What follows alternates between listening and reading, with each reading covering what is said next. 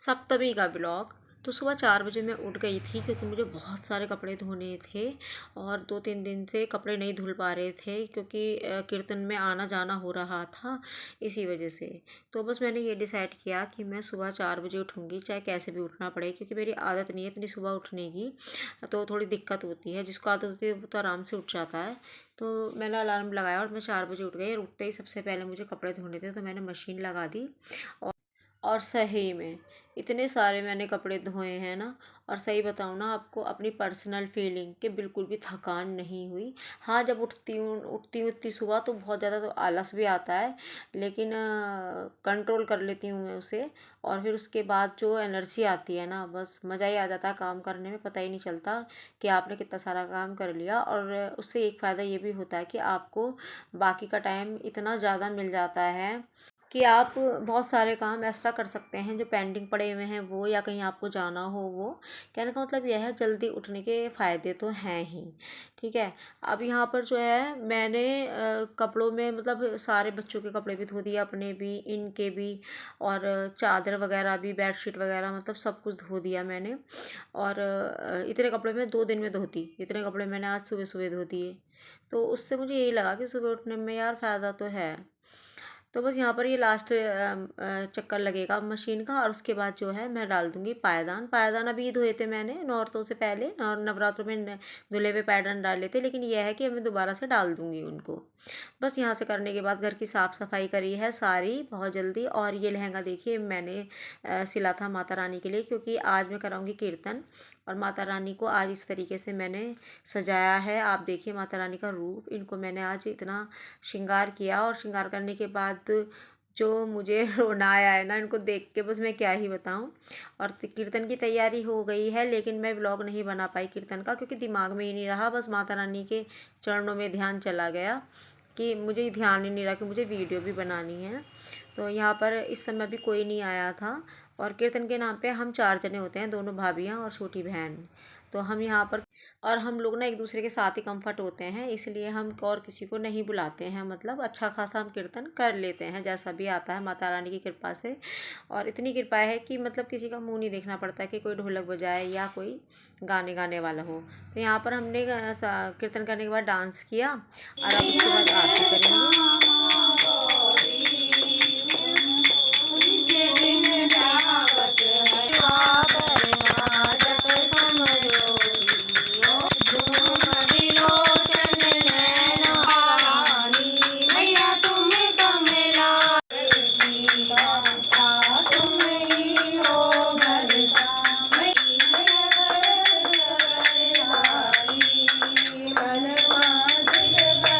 आरती, सबने आरती कर ली है, और अब बस सब आरती ले लेंगे। उसके बाद मैं पूरे घर में आरती घुमा दूँगी। और जो ये मैंने साड़ी वेयर की हुई है, ये मैंने मीशो से मंगाई है गाइज़। इसका वीडियो मैं आपको बाद में दूँगी।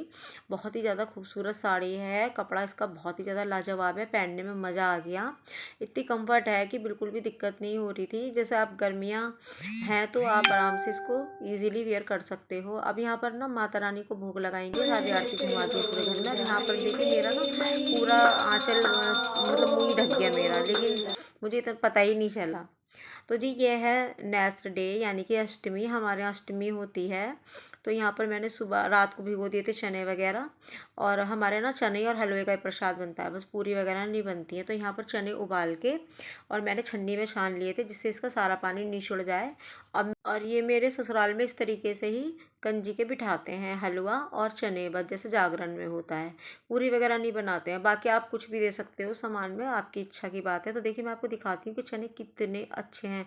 अगर चने की क्वालिटी अच्छी है ना, तो देखिए कितनी अच्छे से गल गया है, क्योंकि बहुत से लोग कहते हैं कि गलते नहीं, खड़े खड़े रहते हैं। तो यहाँ पर देखिए मैंने कुकर चढ़ा दिया है, और इसके अंदर मैंने रिफाइंड डाला है थोड़ा सा, और हींग और जीरा। और नमक तो हमने चनों में डाल ही दिया था। तो बस अब ये जब तड़क जाएगा ना जीरा, तो उसके बाद जो है मैं सारे चने डाल दूँगी और अच्छे से इसको भून लूँगी। 5-7 मिनट में चने बन के रेडी हो जाते हैं। इनको इसके अंदर डालूँगी सिर्फ मैं लाल मिर्च, क्योंकि फिर अब हम ये सारी चीज़ें खाना शुरू कर देंगे।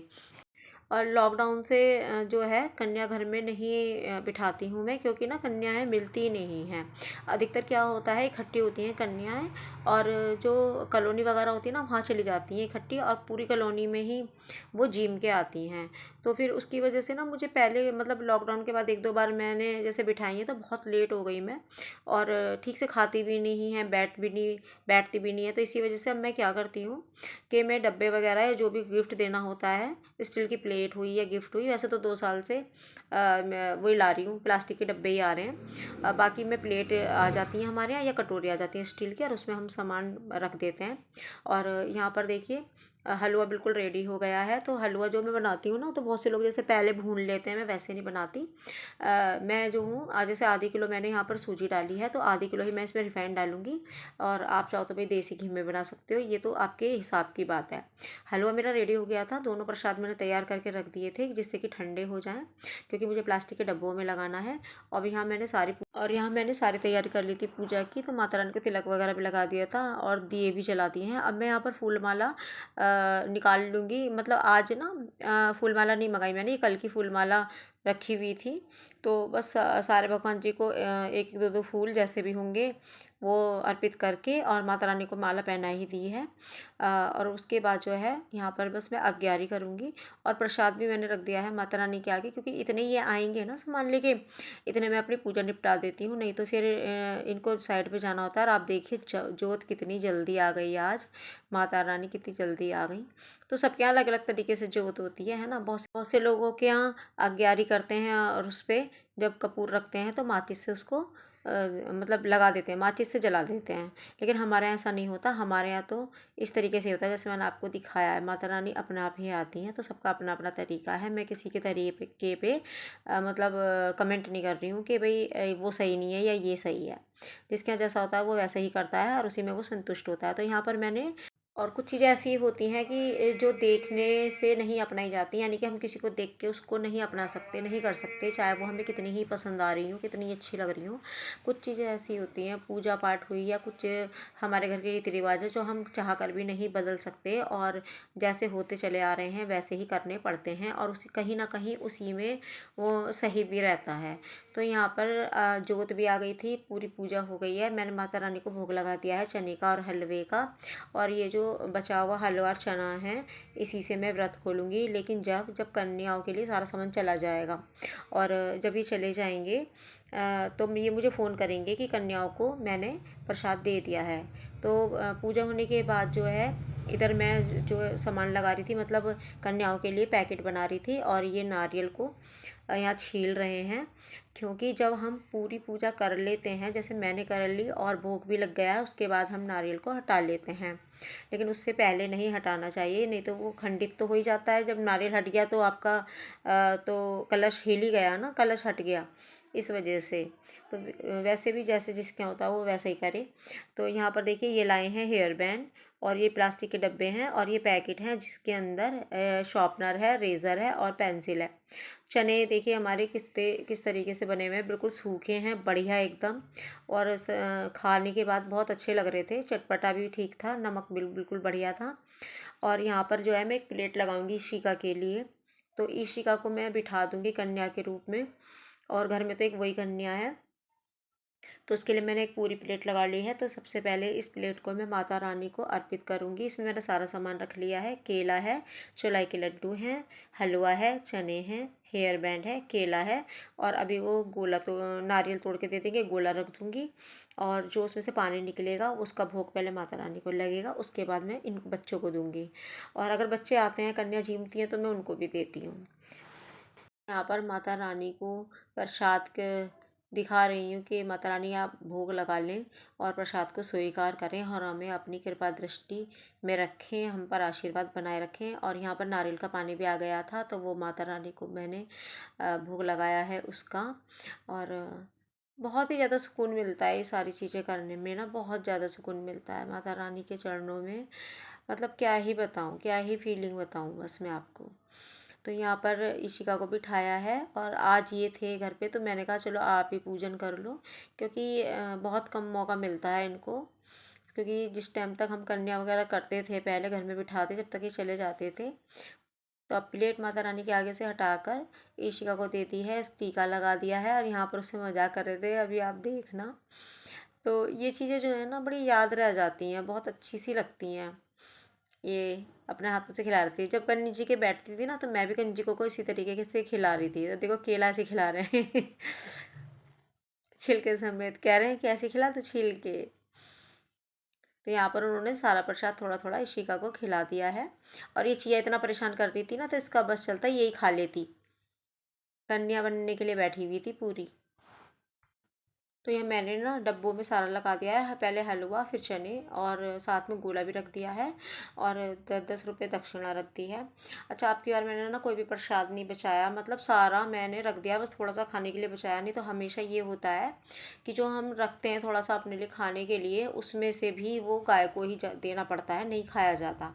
इसलिए मैंने बहुत ही थोड़ा सा, जितना एक डब्बे में ना इतना ही बचाया था। तो जी अब ये है शाम का टाइम।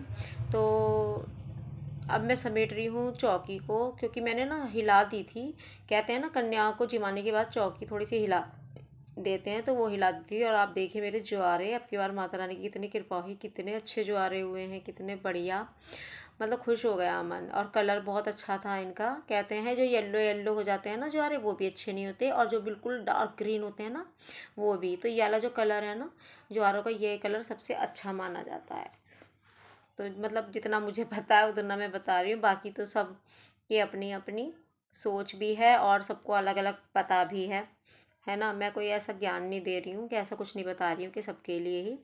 तो यहाँ पर मैंने इसको एक पन्नी में रख दिया है, और जो रोज़ मैं जोत रख रही थी अलग पन्नी में, और माला वगैरह फूल वगैरह, वो सब ये जो है आप सिलने जाएंगे। और आपको दिखाऊं, कलश में एक बूंद पानी नहीं बचा, एक बूंद आप देख सकते हो, सिर्फ अंदर से निवाया सा हो रहा है, गीला सा हल्का सा, एक बूंद पानी नहीं बचा। और अब ये सारी चीज़ें ना एक साथ इकट्ठी करके रखनी है मुझे। और क्योंकि ये जो सारी जोत है ये मैंने पन्नियों में अलग अलग कर रखी है, मतलब 3 पन्नियाँ भर गई, ये तीसरी पन्नी है। सबको एक साथ करके रख दूँगी, क्योंकि ये कल चली जाएगी माँ काली के मंदिर, सदर वाली काली माई जो है वहाँ पर, क्योंकि वहाँ से ट्रक जाता है हरिद्वार, वहीं से सारी जोत चली जाती है, तो हम वहीं रखे आते हैं हर साल। तो गाइज़ बस यही था मेरा एक छोटा सा व्लॉग। आई होप आपको पसंद आए, किसी भी वजह से पसंद आए तो प्लीज़ चैनल को सब्सक्राइब कर देना, लाइक एंड शेयर करना। मिलूंगी नेक्स्ट वीडियो में, तब तक के लिए bye bye and take care.